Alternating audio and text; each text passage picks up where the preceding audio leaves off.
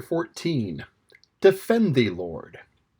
I paid 3 pennies for my breakfast, and a most extravagant price it was, too, seeing that one could have breakfasted a dozen persons for that money. But I was feeling good by this time, and I had always been a kind of spendthrift anyway. And then these people had wanted to give me the food for nothing, scant as their provision was, and so it was a grateful pleasure to emphasize my appreciation and sincere thankfulness with a good, big financial lift where the money would do so much more good than it would in my helmet, where these pennies being made of iron and not stinted by weight, my $half worth was a good deal of a burden to me.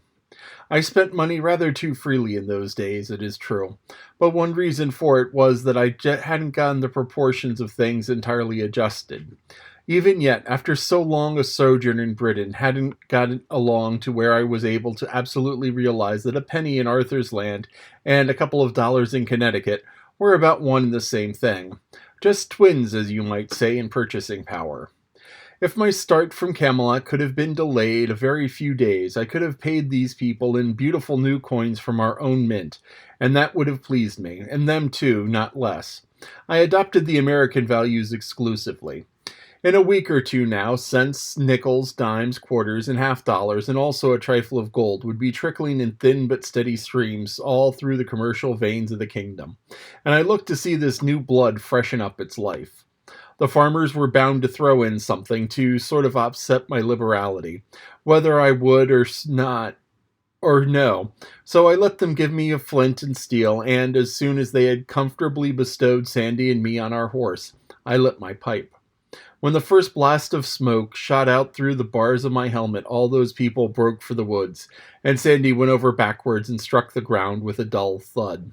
They thought I was one of those fire-belching dragons they had heard so much about from the knights and other professional liars. I had infinite trouble to persuade those people to venture back within explaining distance.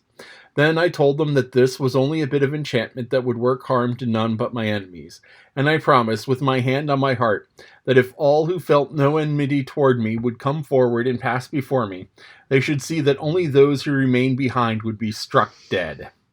The procession moved with a good deal of promptness. There were no casualties to report, for nobody had curiosity enough to remain behind to see what would happen. I lost some time now, for these big children, their fears gone, became so ravished with wonder over my awe-compelling fireworks that I had to stay there and smoke a couple of pipes out before they would let me go.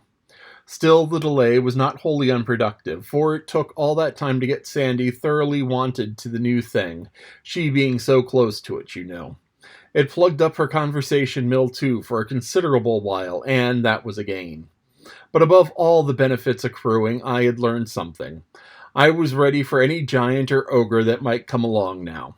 We tarried with the holy hermit that night, and my opportunity came about in the middle of the next afternoon. We were crossing a vast meadow by way of a short cut, and I was musing absently, hearing nothing, seeing nothing, when Sandy suddenly interrupted a remark, which he'd begun that morning with the cry, "Defend thee, Lord! Peril of life is toward!"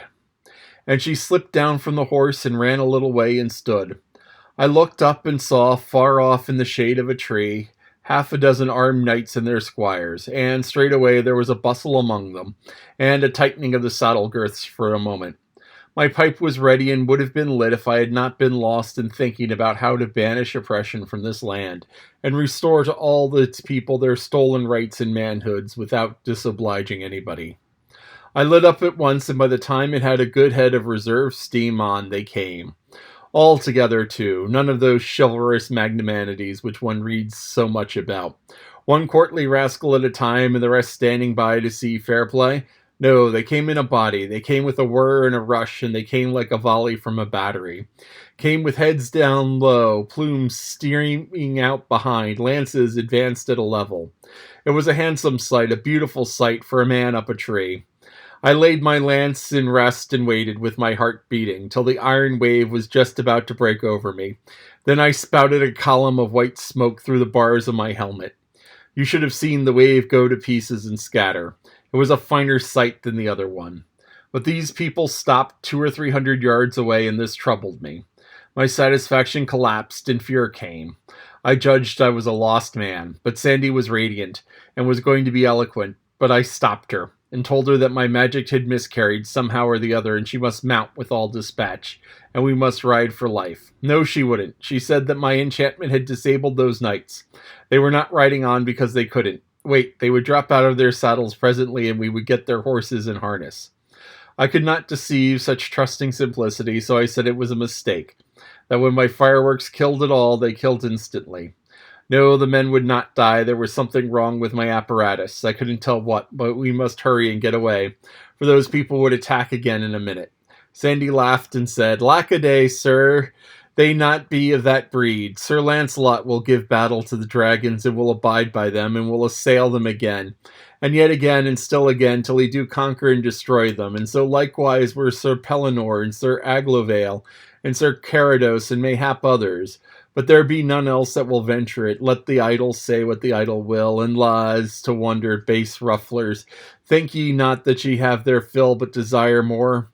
Well then, what are they waiting for? Why don't they leave? Nobody's hindering. Good land, I'm willing to let bygones be bygones, I'm sure. Leave, is it? Oh, give thyself easement as to that. They dream not of it, no, not they. They wait to yield to them. Come, really, is that sooth, as you people say? If they want to, why don't they? It would seem like them much, but ye want how dragons are esteemed. Ye would not hold them blamable. They fear to come. Well, then suppose I go to them instead.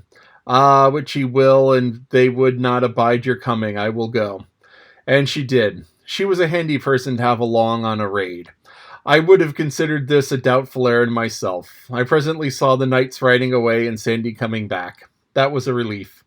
I judged she had somehow failed to get the first innings, I mean, the conversation.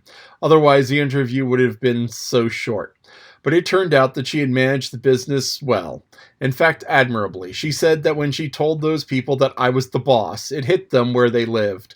Smote them sore with fear and dread was her word, and then they were ready to put up with anything she might require. So she swore them to appear at Arthur's court within 2 days, and yield them with horses and harness, and be my knights henceforth, and subject to my command. How much better she managed that thing than I should have done myself. She was a daisy.